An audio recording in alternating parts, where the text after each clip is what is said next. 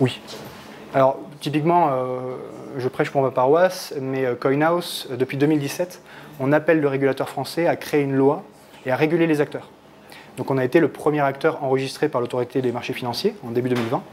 Et ça nous semble être fondamental si on veut démocratiser l'accès à ces cryptos. Je vous parlais de l'or tout à l'heure, utiliser le Bitcoin à la place de l'or pour notamment des raisons écologiques, ça ne peut se faire que si vous avez des acteurs qui sont régulés, qui travaillent dans le contexte des lois nationales et internationales.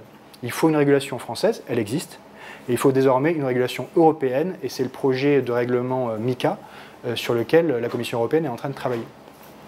Donc oui, clairement, il faut une régulation pour protéger les épargnants, des arnaques et des fausses promesses. Il faut une régulation pour limiter l'utilisation des cryptos dans le cadre de blanchiment d'argent ou de financement du terrorisme. Elles sont peu utilisées pour cela, mais il y a quand même des cas marginaux qui arrivent. Donc oui, il faut que les cryptos intègrent la régulation traditionnelle, mais sans remettre en question les innovations qu'elles apportent. Il y a vraiment trois enjeux en matière de régulation.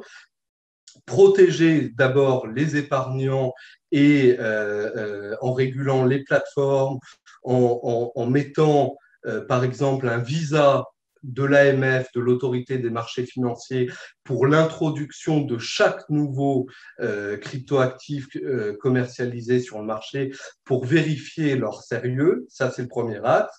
Deuxième axe, empêcher les institutions financières de jouer sur l'effet de levier et donc d'investir à tort et à travers pour spéculer sur les cryptoactifs en leur imposant des obligations de fonds propres.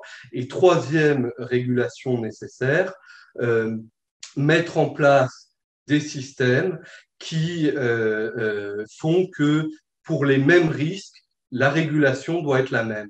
Et pour les mêmes usages, la régulation doit également être la même.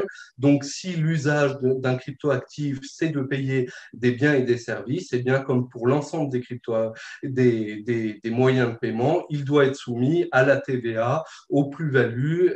Il ne doit pas y avoir de système de paiement parallèle, fut-il en cryptoactif.